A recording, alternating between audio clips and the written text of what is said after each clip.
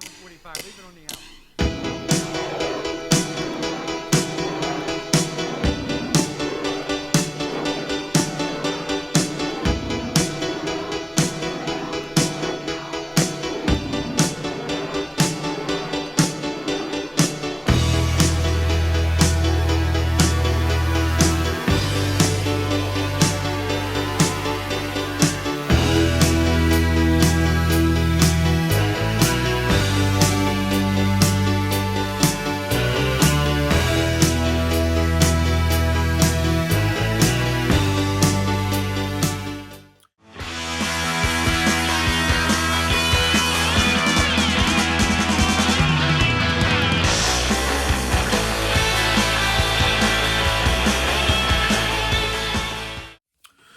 Hey everyone, this is Tommy Stewart Stazeski from the YouTube channel Tom Stewart Drums, and in this video we are going to pay our respects and a bit of a tribute to one of my all-time favorite record producers, among many, Bob Ezrin, Tom Werman. There's just a ton of them, but this guy was responsible for some of my favorite records of all time, and probably some of yours as well, and that is Jack Douglas, who passed away probably about a week and a half, 2 weeks ago now. Jack made a huge impact in the industry, producing just landmark records. The Aerosmith catalog alone, which, you know, is basically the albums that most people consider the band's, you know, prime legendary stuff. We're going to go over all these. I'm going to drop some highlights in and some clips of some of my favorite Jack Douglas productions. Just talk a little bit about the work that he's done with these particular bands. He's done a lot of work with a lot of bands, but there are certain ones that are the obvious ones that are, you know, the standouts, which I'm going to concentrate on more in this video. But we're going to go down the line and talk about at least a little bit of all of it. And he's worked with a lot of artists, you know, even just for like one record. He did like Rough Cut. He did Rough Cut Want You in 1986, and he did Patti Smith's Radio Ethiopia in 76, and Montrose Jump On It in 76. A lot of records from artists that weren't necessarily their most popular records or the biggest hits that they had, but they were either records that were in the development stages of the band's careers, you know, or it was like in the case of like Rough Cut, that was, I believe it was probably like one of their major label debuts. I think they were on Atlantic. It was a Warner Brothers affiliate that they were on. But, you know, Jack may have been brought in some of these bands' careers, you know, later on as well, as an attempt. Maybe the band was a fan of his work. Let's get Jack in here. Let's see if he's got some magic pixie dust that can bring us some success. And, you know, sometimes it worked and sometimes it didn't. But we're going to go down the line over a bunch of stuff that he's been involved in that are either just landmark records in general or landmark records even just for me personally, which a lot of these are. Obviously, the stuff that Jack is most well known for would be John Lennon, Aerosmith, and Cheap Trick. Those are like the three big ones. He's worked with Alice Cooper. He's worked with Stars, Joe Perry, Zebra. First two Zebra records we'll get into, killer. The Knack, he worked with one record, which is an amazing record, and we'll touch on that as well. And he started out as an engineer. I mean, he actually started out as a janitor at the record plant in New York City. And he eventually just kind of worked his way into helping out in the studio and started to engineer some projects.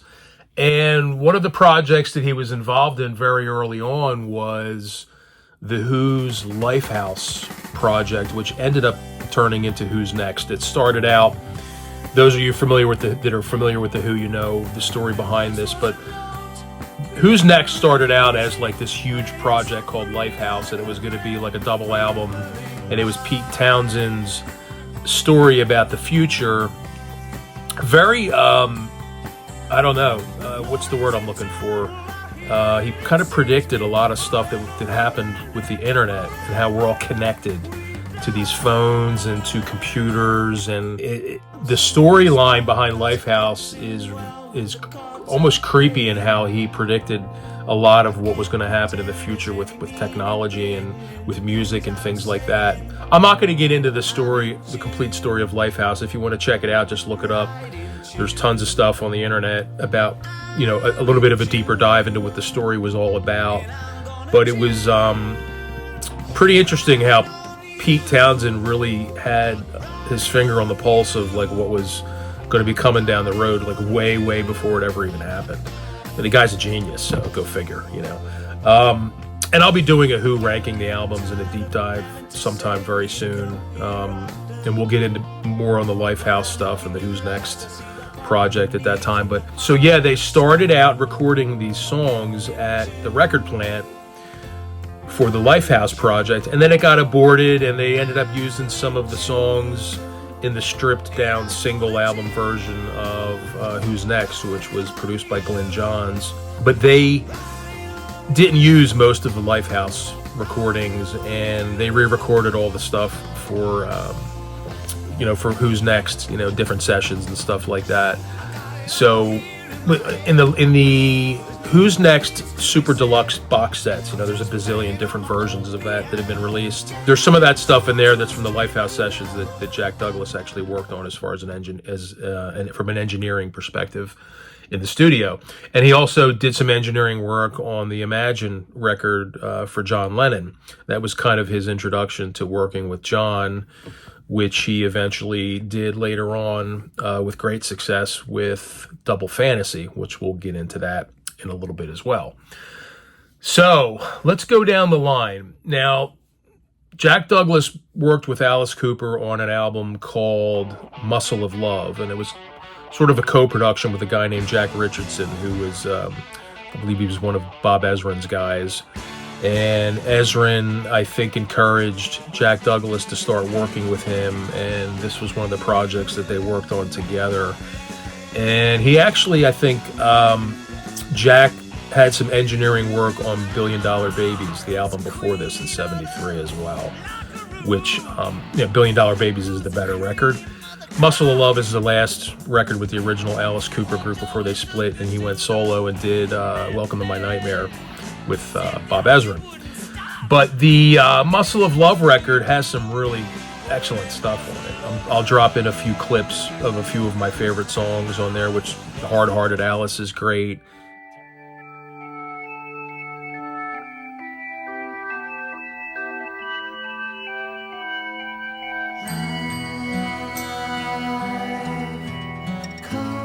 To coast,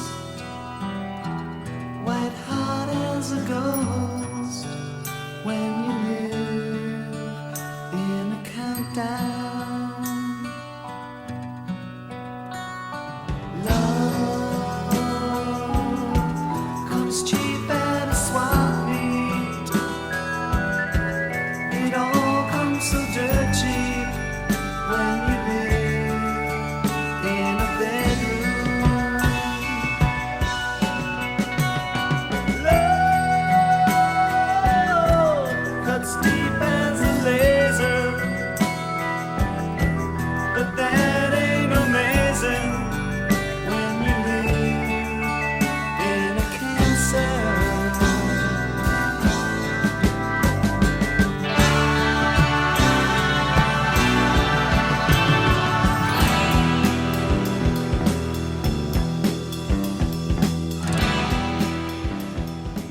Teenage Lament, 74 is cool. Muscle of Love, the title track's great. Never Been Sold, just all really cool Alice songs. And, it was the end of an era for them. They were getting ready, Alice was getting ready to take a break from the band and do the solo record, Welcome to My Nightmare. And Muscle of Love was a decent record, but it didn't stand up to stuff like Killer and $1 Billion Babies and School's Out and Love It to Death. But it's still a classic Alice album and one of the early co-production credits for Jack Douglas. So after Muscle of Love, that was in '74. Jack Douglas was involved in a lot of different things. He was involved in a band called Bux, B-U-X, which was an album that came out, was actually recorded in 73, and it was I think it was shelved, and then it ended up being re-released in 76 as a cash-in effort by the record company, because two of the members were members of the band Angel, which by the time 76 rolled around were starting to get a little traction and were more well known. It was Punky Meadows on guitar and Mickey Jones on bass. And they were in this band called Bux, and Jack Douglas produced the record.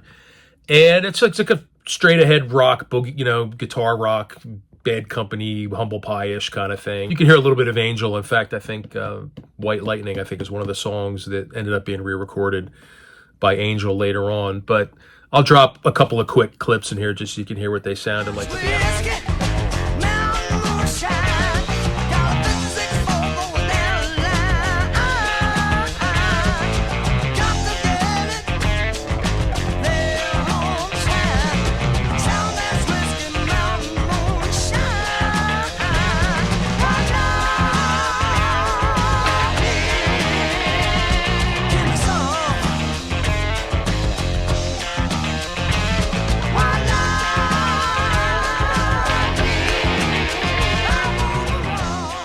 The album went nowhere, and so that was an early Jack Douglas project that he was involved in, and then he started getting involved with bands like Stars and Cheap Trick. Well, I guess we'll get into Cheap Trick first, because that's a landmark.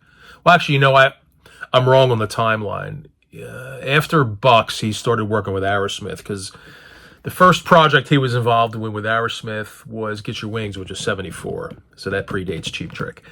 And so he, Get Your Wings, Toys in the Attic, Rocks, Draw the Line. I mean, the 4 Aerosmith albums right in a row that are pretty much widely considered the prime Aerosmith material, especially Toys in the Attic and Rocks. Get Your Wings has some good stuff on it. Stuff like Seasons of Wither and Lord of the Thighs, SOS. There's good stuff on Get Your Wings, but the band quite hadn't really developed into like the force that they would become on the next record, which was Toys in the Attic. And Toys and Rocks, A and B, A and A1, like how do you separate these two? I personally like Rocks better.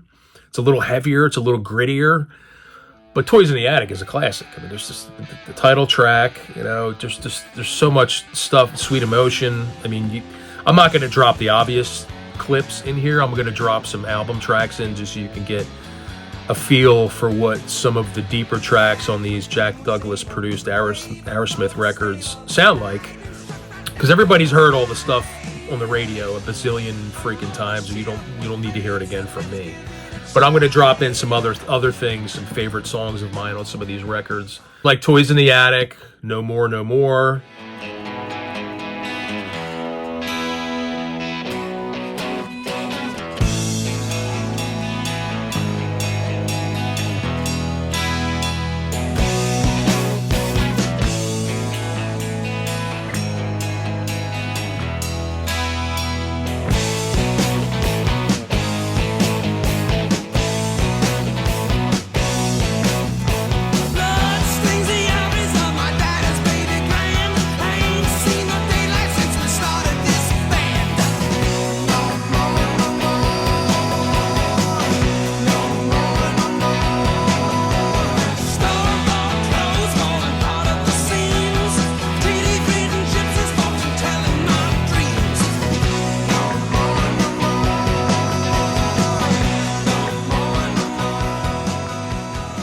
Rocks, all-time classic, killer guitar tone, just an overall great sounding record, just gritty. Songs like Combination.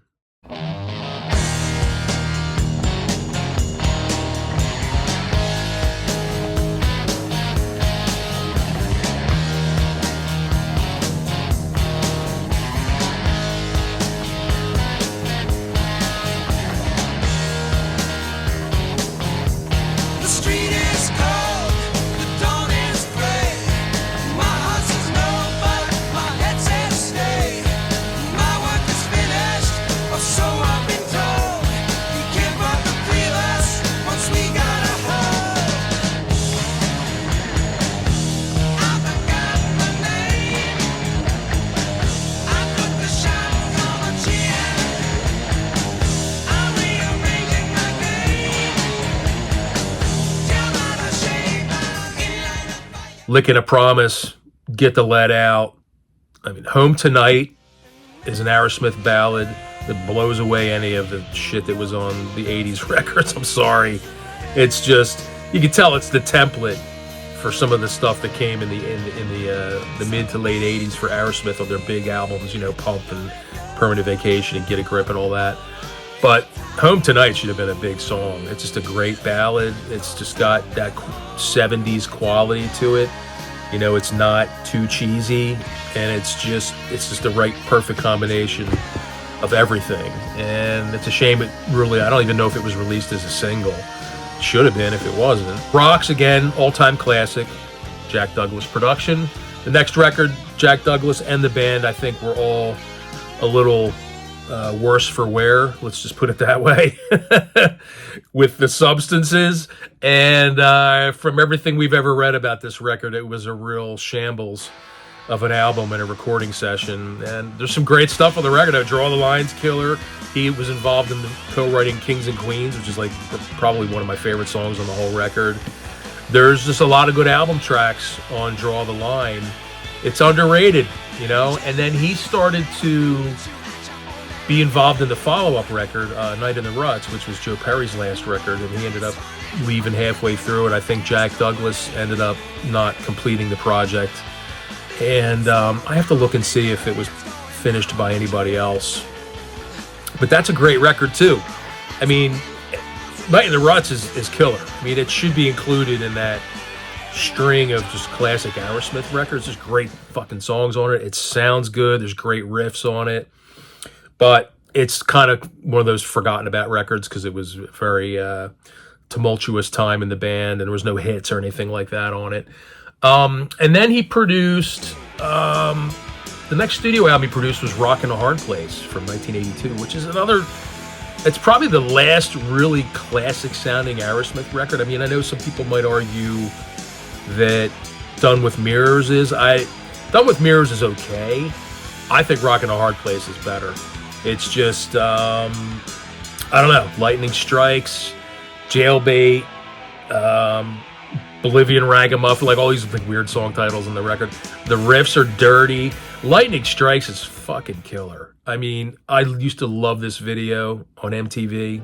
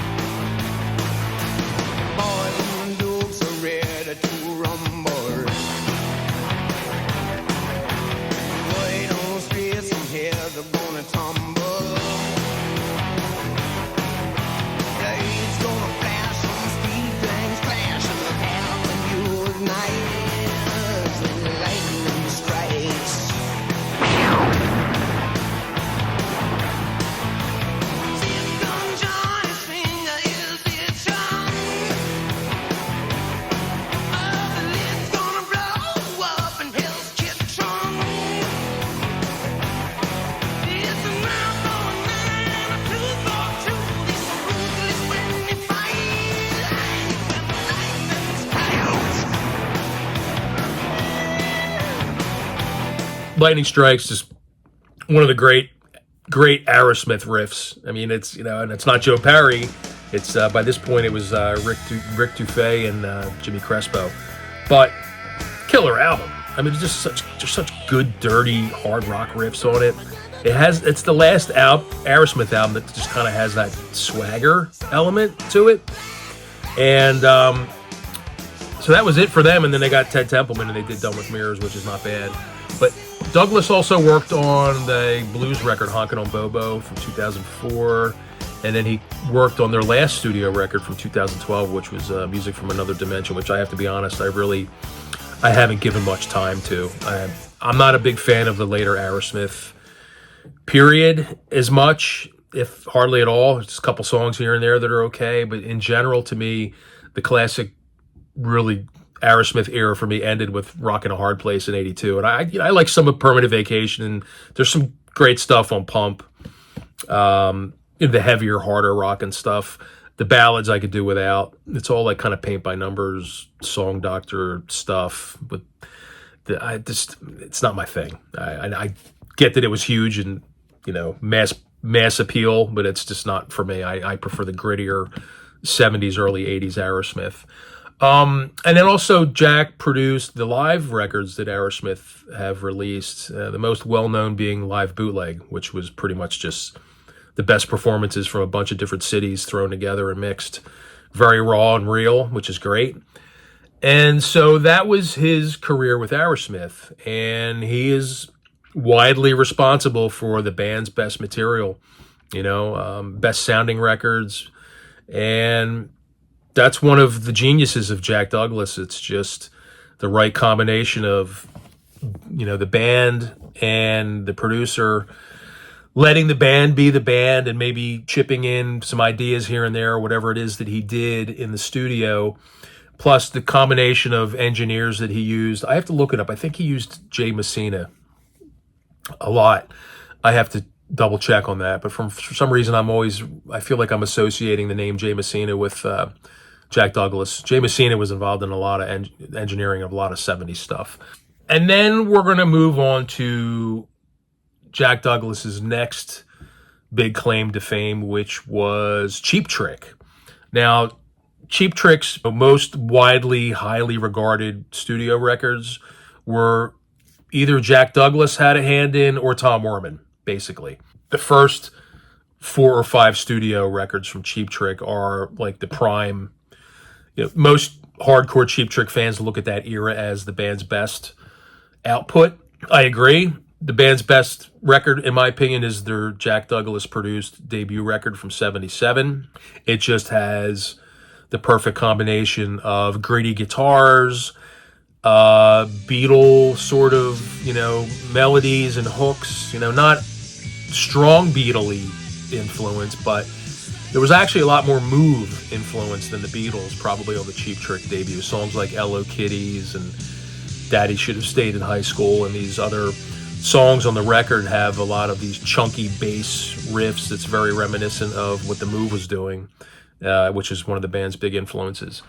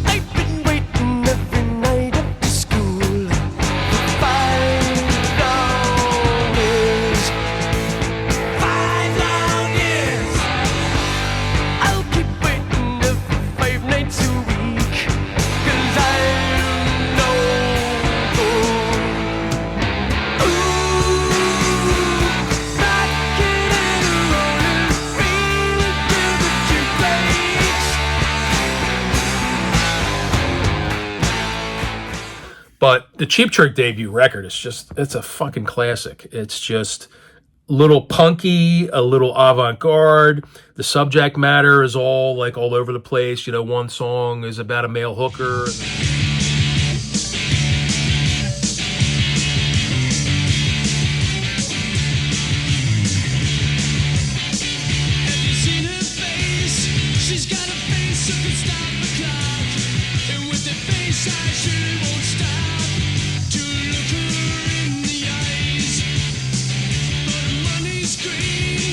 Like tea and so to tea, but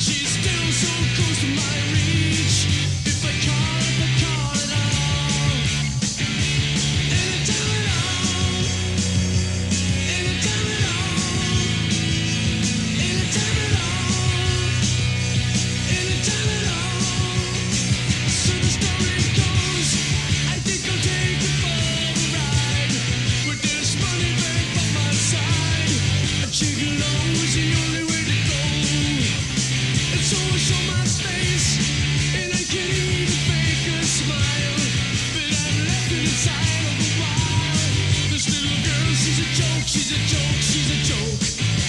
Anytime at all. Anytime at all. Anytime at all. Anytime at all. I'll do anything for money. Look at the things that I write.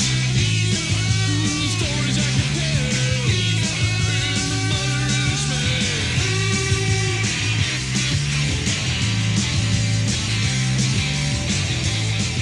The next song is about a guy, a photographer, a friend of theirs that committed suicide, which is the song "Oh Candy." And then another song is about a pervert who hangs around the schoolyard. Daddy should have stayed in high school, which is a great freaking song. The lyrics are hysterical. Serial Killers, Richard Speck, which was the Ballad of TV Violence.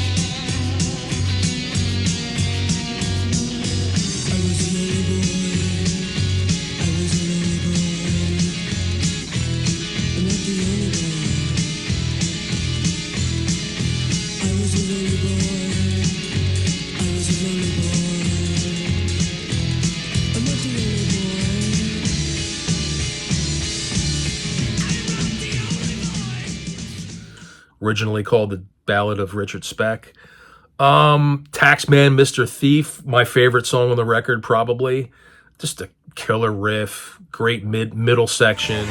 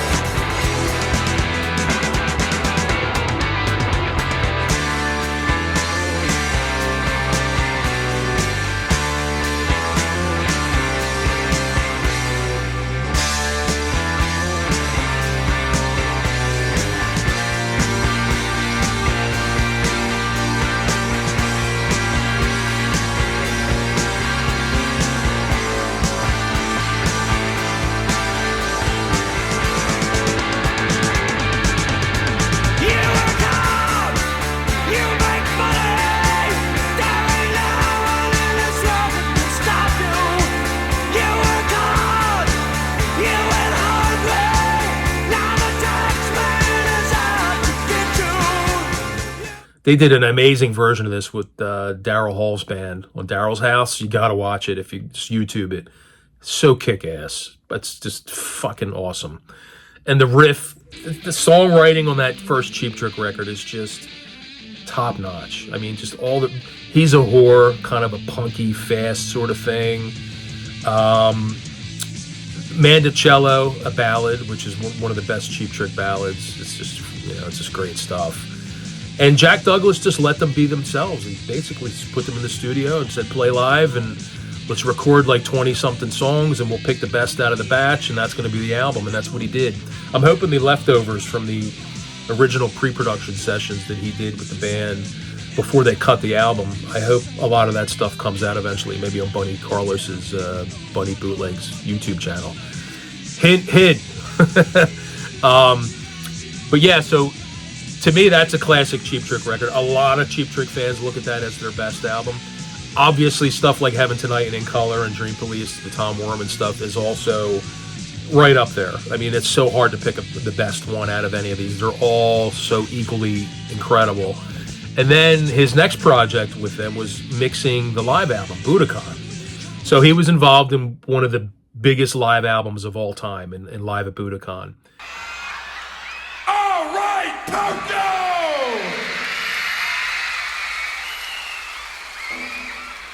Are you ready? Will you welcome epic recording artist Cheap Trick?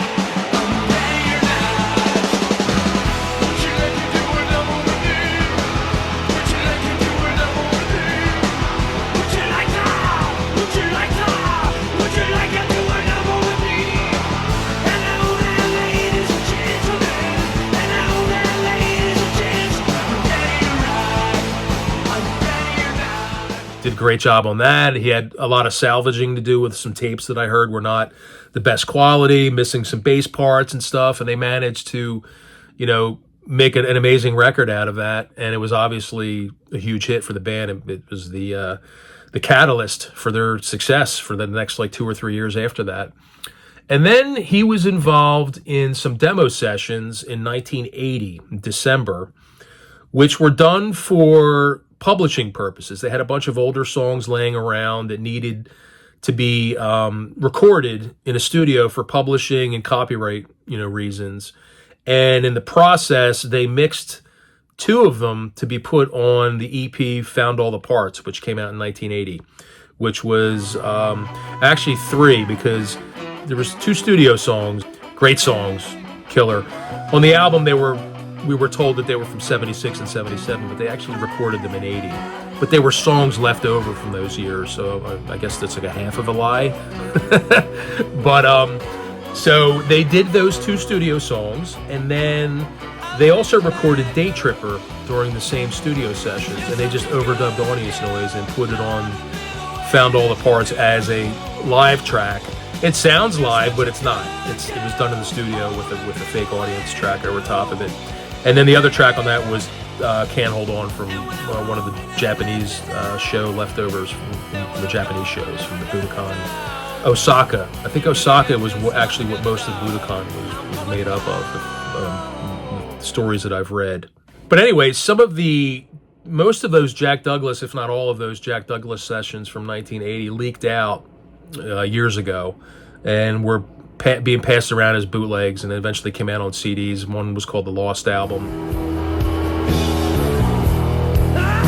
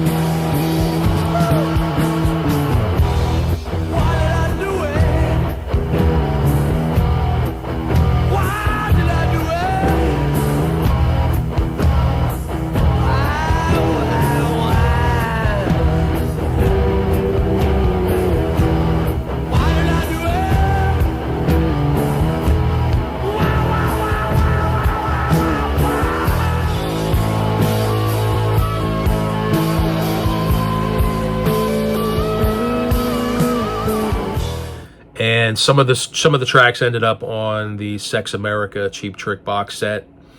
And Buddy Carlos actually just put some of the tracks on his YouTube page that were the rough mixes before Jack Douglas actually took the mixes and polished them up a little bit. The great thing about these demos from 1980 is it's Cheap Trick in 1980, which it's after Dream Police, and yet the songs and the way that they play them and the mix and everything sounds like Cheap Trick in like 76, 77. It's amazing. That's partially due to the writing of the songs, but also just the mix, and it's just a very bare bones, very not a super complicated mix job on it, but it's great. It's killer. I like the way that stuff sounds more than what George Martin did with All Shook Up. I mean, I love that record too, but these demos just have a early vintage Cheap Trick quality to them, and it's amazing because it's like 4 years after he produced the first record, and they just recaptured that sort of sound. And then he went on to work with the band for a few songs for the Rock and Roll soundtrack, which was 1981. I'm the Man.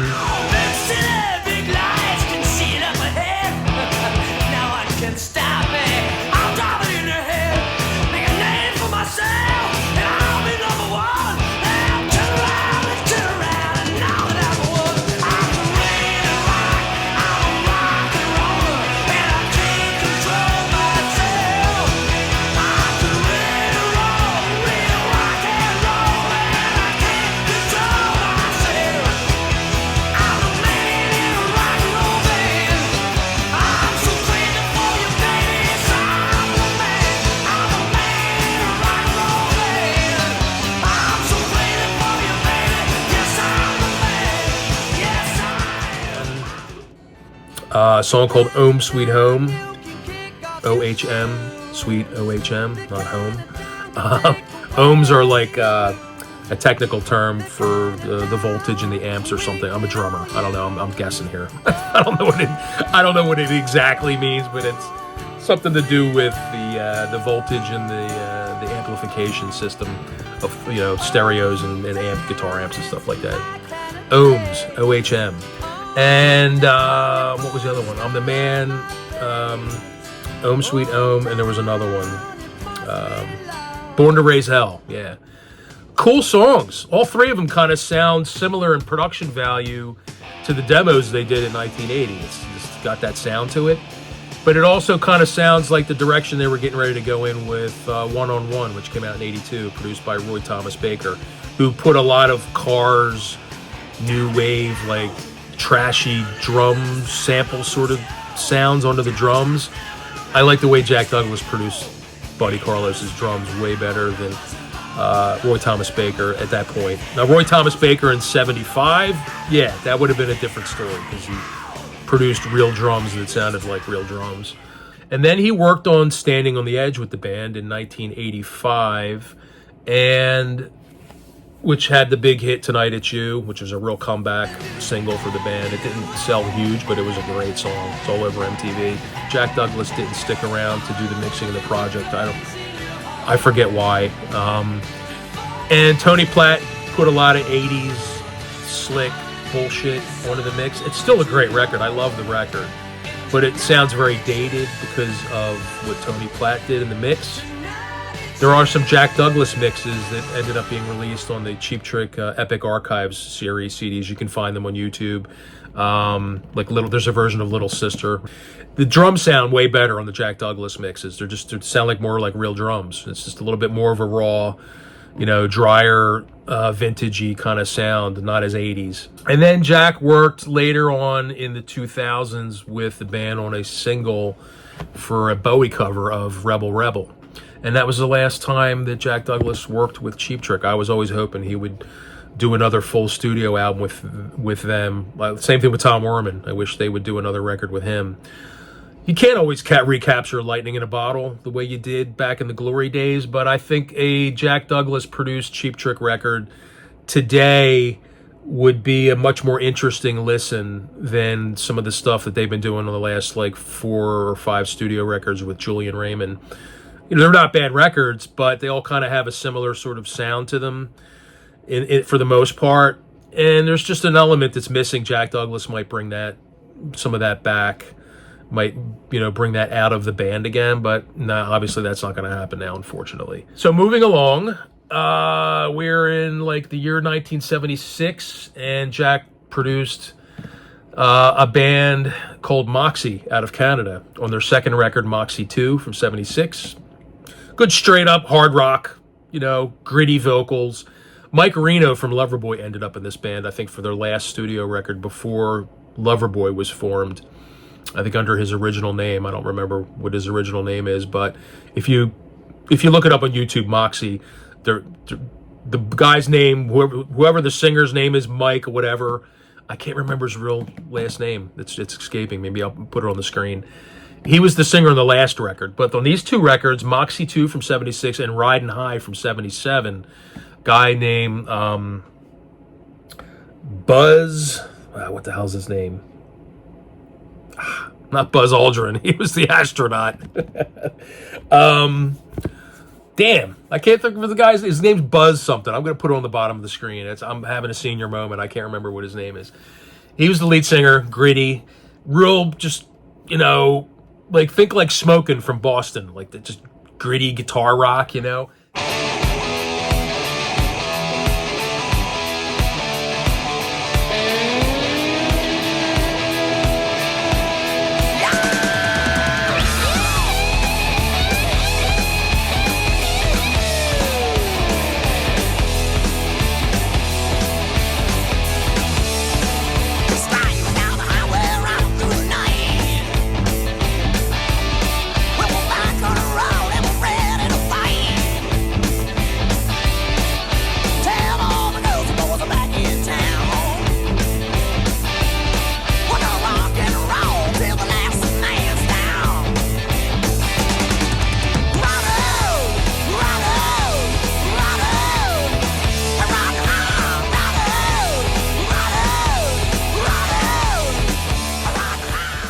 That's what a lot of this stuff sounds like. I'll drop a couple of quick clips in here.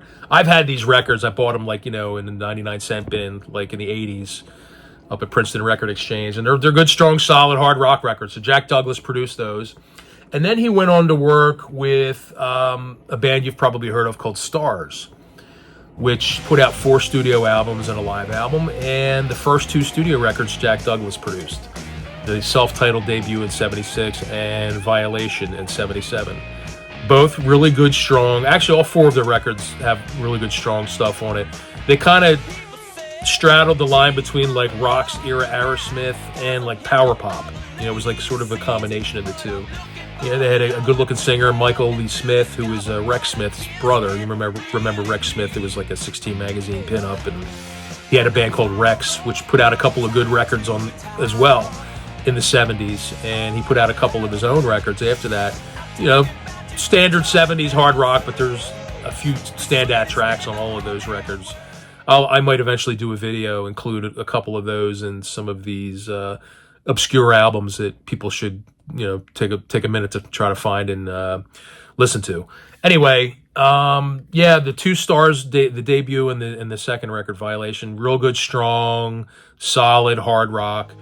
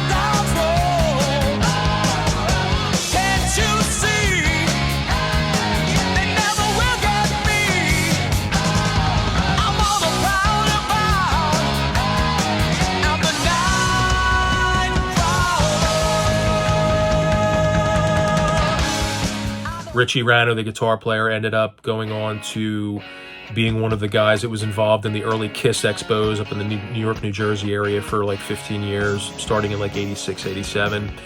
Good guy. Used to hang out with him a lot because I used to do all these Kiss expos back in the day.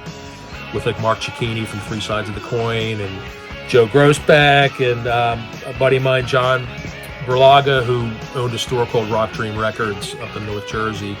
And I worked with him a lot back then. We did every Kiss Expo up and down the East Coast practically.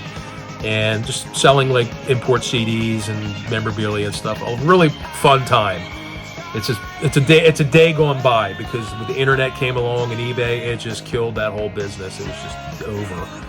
You know, you'll see an occasional record show once in a while now, but pretty much record shows are a thing of the past. It's not what it was. It used to be a monthly thing, and WYSP in Philadelphia used to do one every Thanksgiving weekend, and it was like a 2-day event, and thousands of people would show up, and that's just gone. You'd go there, buy bootlegs and posters and magazines. It was just fun, you know. It was just like going to like a giant flea market. Unfortunately, is a thing of the past. But anyway, getting back to the Stars records, Jack Douglas Productions, great stuff. Check it out.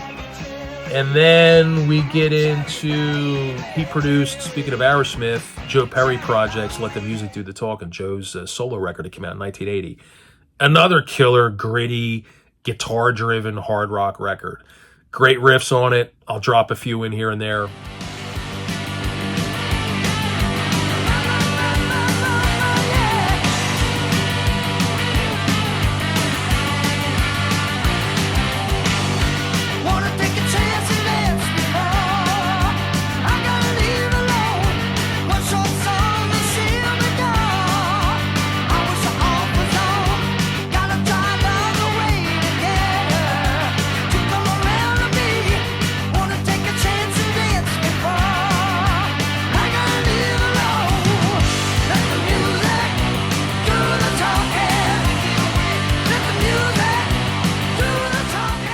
The original version of the song Let the Music Do the Talking, which Aerosmith covered on Done With Mirrors. And Aerosmith did a pretty kick-ass version of it too. That's one of the last Aerosmith studio songs that I think really still kind of has that early Aerosmith magic, you know.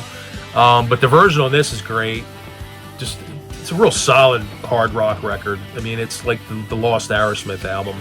If you get a chance, you've never heard it, check it out, find it on YouTube. I would definitely recommend listening to it. And then we get into, well, he produced Jump On It for Montrose, 1976.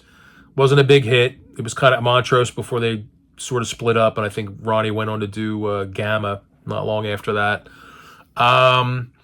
He did Patti Smith's Radio Ethiopia, kind of weird, crazy, avant-garde stuff on there. Not as good as Easter or what's the one after that? There's another one Todd Rundgren produced. I think it was Easter, where she did like the cover of So You Want to Be a Rock and Roll Star, and she kind of got a little bit more in the new wave, you know, punk, power pop sort of vein that was going on at the time, 77, 78, 79. With her cover of Because the Night from Springsteen. I'm not a huge Patti Smith fan. She's a little wacky, to say the least. She's an angry individual, let's just say that, which is fine. But she made some cool stuff. Her vocals are a little an acquired taste, although, you know, a lot of people ended up ripping her off, like her vocal style. Tom Verlaine from Television, if you listen to some of his vocals, maybe I'll drop a couple seconds of that. Sounds just like Patti Smith.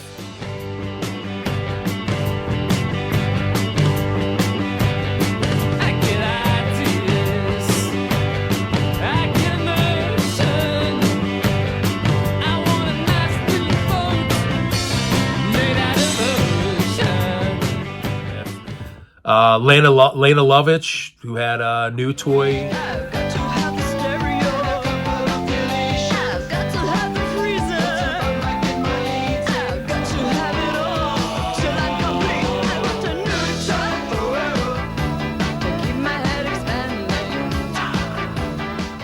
What was her other hit? I forget. She had a couple of big songs. She sounded like Patti Smith. And then Gwen Stefani, who kind of ripped off Lena Lovitch, probably sounds like Patti Smith because it's like 6 degrees of Patti Smith, you know. Like she had a ripple effect on some vocalists and some new wave stuff that came after her. So she was kind of like an influencer, you know. And Lenny Kaye on guitar. Yeah, the whole CBGB's New York punk scene. We kind of make fun of it sometimes, but there was some stuff that came out of it that I liked. You know, the Talking Heads and the Blondie and the Ramones and all that sort of thing. Tough Darts and some other bands. It was hit or miss. Some of it was just a little strange, and some of it was a little too arty and snobbish. You know, like we'll just leave it at that. So, but musically, there's some good stuff worth checking out. And Radio Ethiopia has, I think there's the one song I'm going to drop in here. I like that song on there. Let's see, what else was he involved in? I'm going to get into some other stuff. The obvious one is John Lennon in a little bit, but he did Another Gray Area from Graham Parker, 1982. Great song, Temporary Beauty. There's other good stuff on this record, too. Temporary Beauty was the MTV song, which is the one that I have the album, and I love Graham Parker. He's got some great stuff. But that's a good, solid 80s, new wave, tinged sort of sounding record. Not too different from Squeezing Out Sparks, but a little less edgy. But it's a good production job.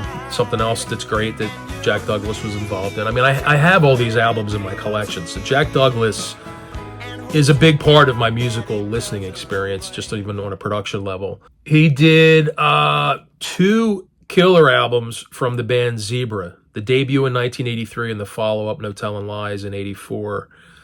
Who's Behind the Door? Stone Cold classic, just an amazing song.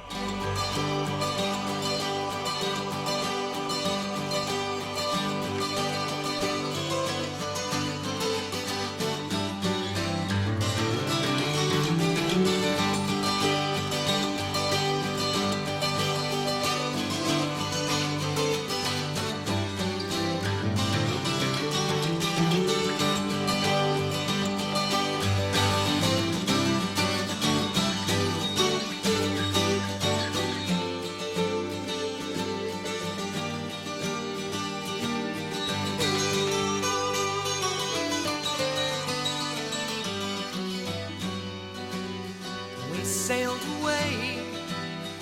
We walked miles and miles, and then we slipped away. We looked so hard, but couldn't seem to find just what the world was for. Now we know just what the journey's for.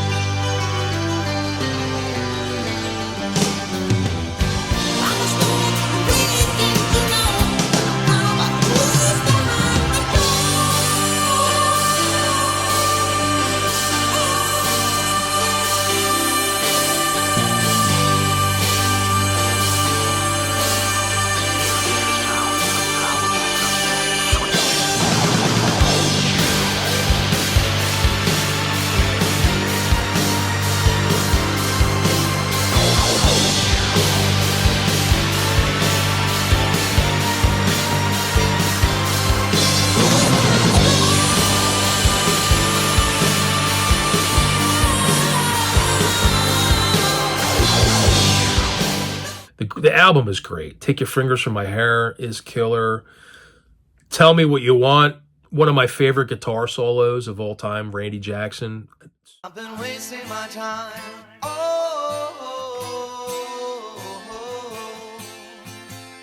I am losing my mind.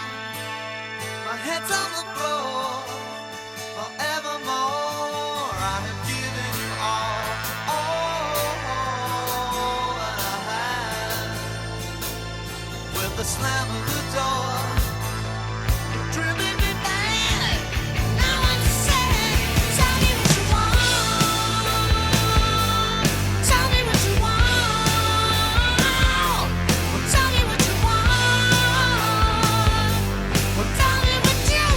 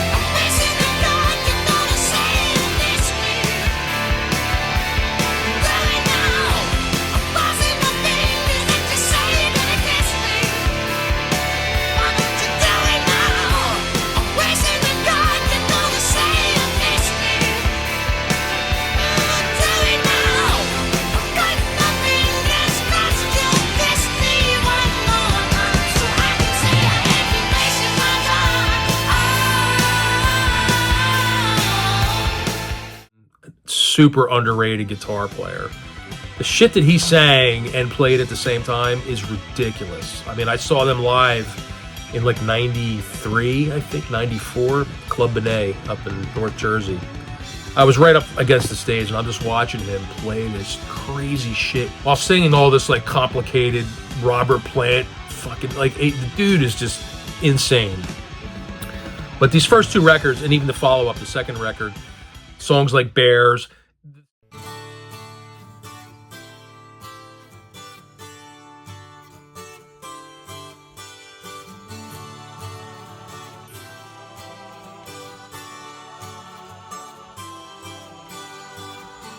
In the middle of winter, the trees are bare and the bears are hibernating.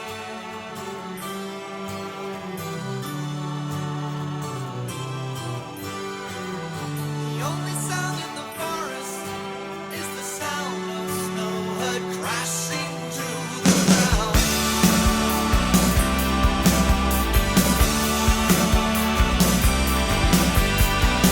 And in the middle of loving, I hope you'll find a place in your heart for them.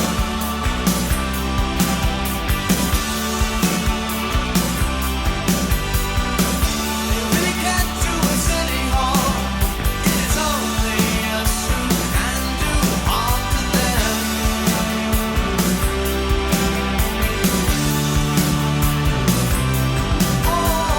there's an animal that really wanna get back on. the second record is not quite as good as the first, although I think the second record has a little bit punchier of a production value. The debut is kind of hit or miss, although Who's Behind the Door and Tell Me What You Want sound great. Some of the other songs sound like they might have been recorded in different studios at different times, a little drier. But they're classic records. You know, Zebra isn't a band. It's going to be on one of my bands that should have been bigger series at some point. They have to be.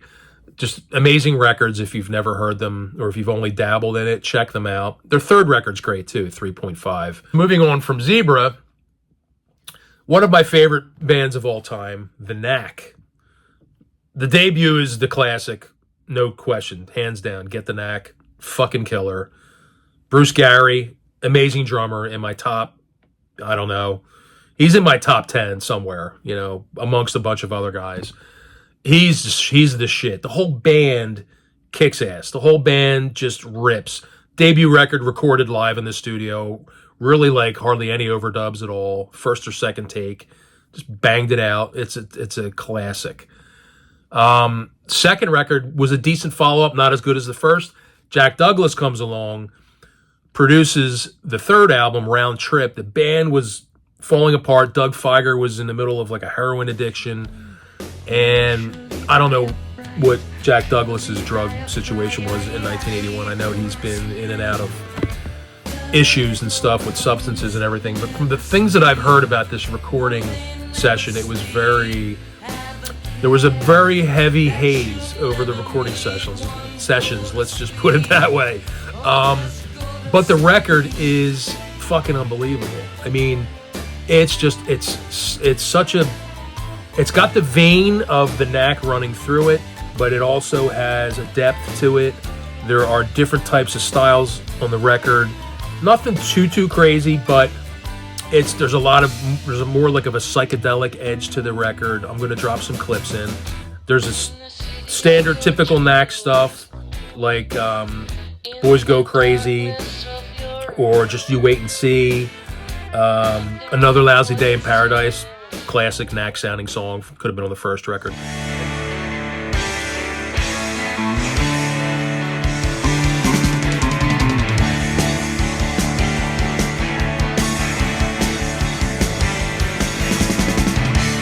Never thought we'd end up here. You always seem so damn sincere. Though you say you love me with a smile,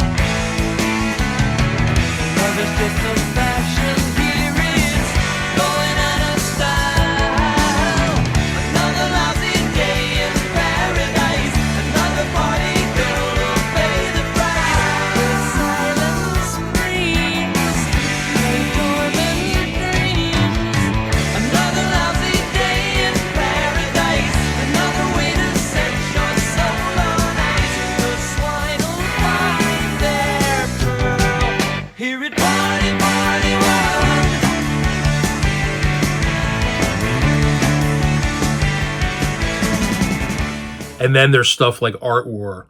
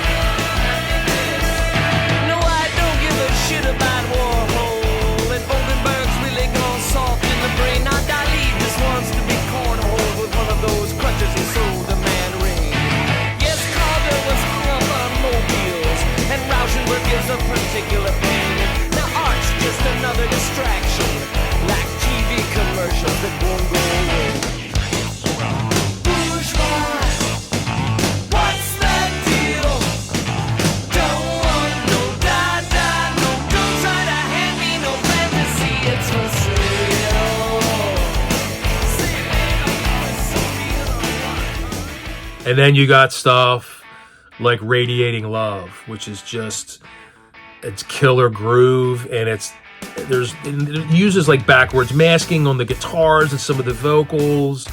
Sweet Dreams is great. It's got a lot of that in there. It's like almost like a psychedelic Beatles, like, you know, when the Beatles started getting into like Revolver and Rubber Soul, Sgt. Pepper, and they started experimenting with studio sounds and different things. That's like what this is for the Knack. And Jack Douglas produced it.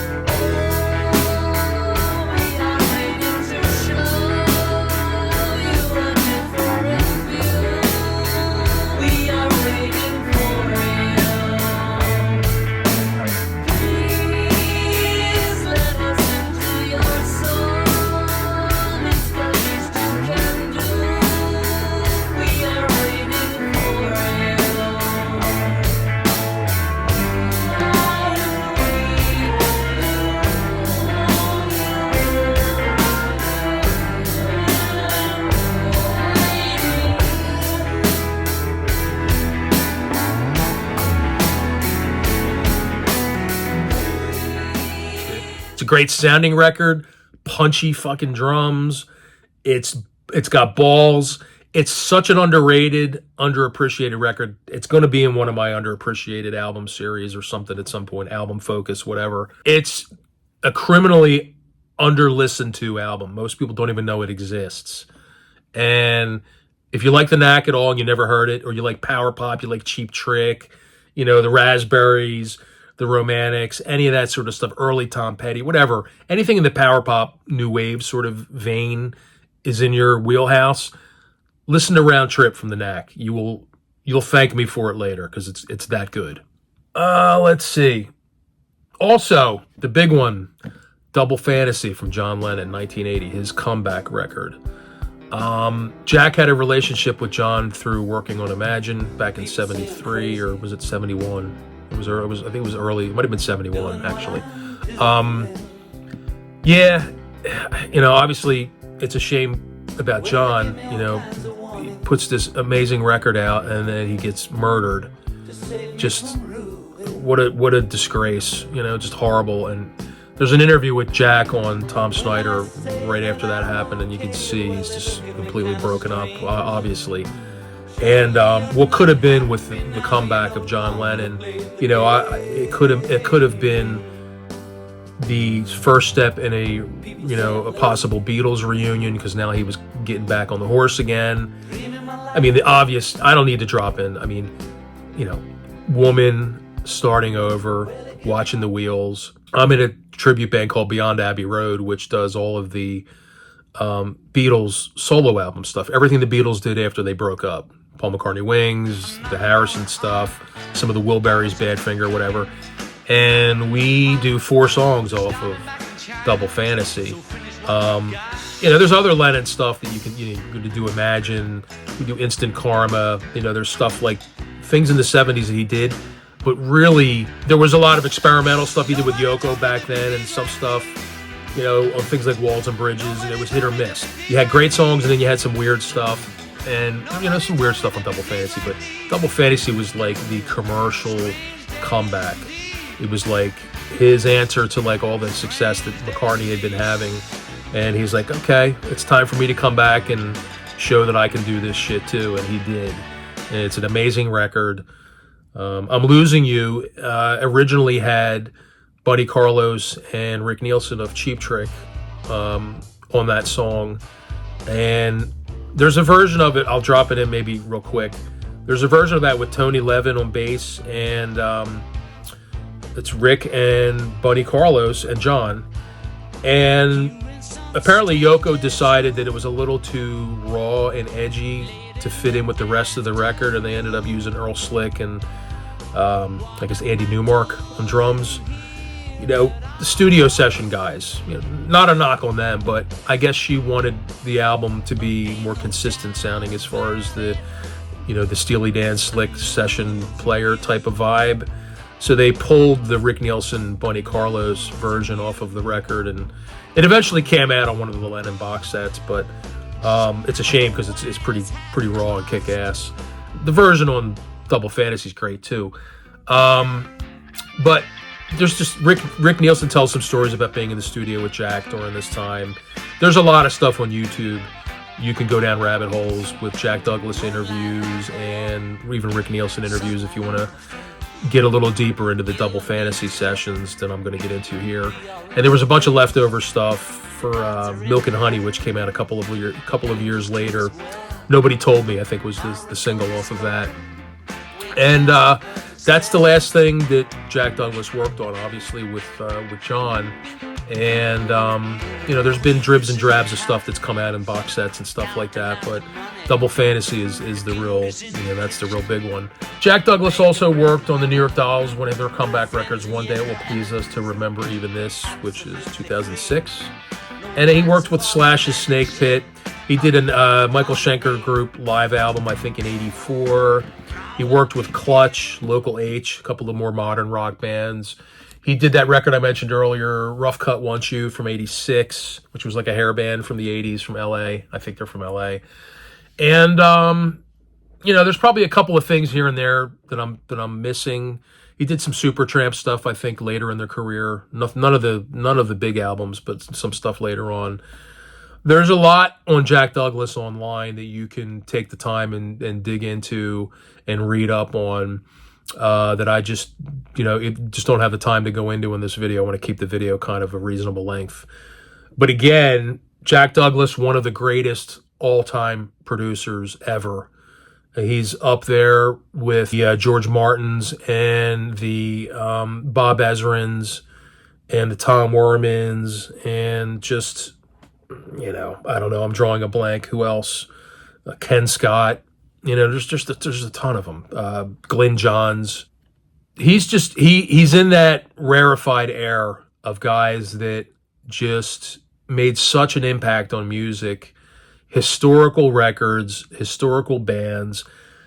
The bands would agree, I'm sure, almost universally, that the stuff that Jack Douglas produced for them is their most highly regarded, best material. There's a lot of bands I wish Jack could have worked with. Would have been interesting to hear what he would have done with The Who in like Who Are You, like 78, It would have been fucking killer to hear that.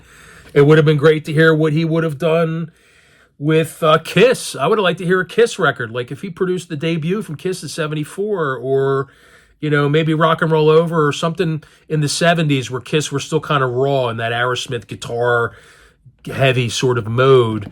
I don't know what he thought of Kiss. He might have thought they were a joke for all I know. I have no clue. But maybe he would have even entertained working with them. But it would have been cool to hear him work with them. It would have been cool to hear him work with AC/DC. Just a bare bones, straight up hard rock band like that. He might have clashed with Malcolm and Angus on some stuff. I don't know, because he's a strong producer.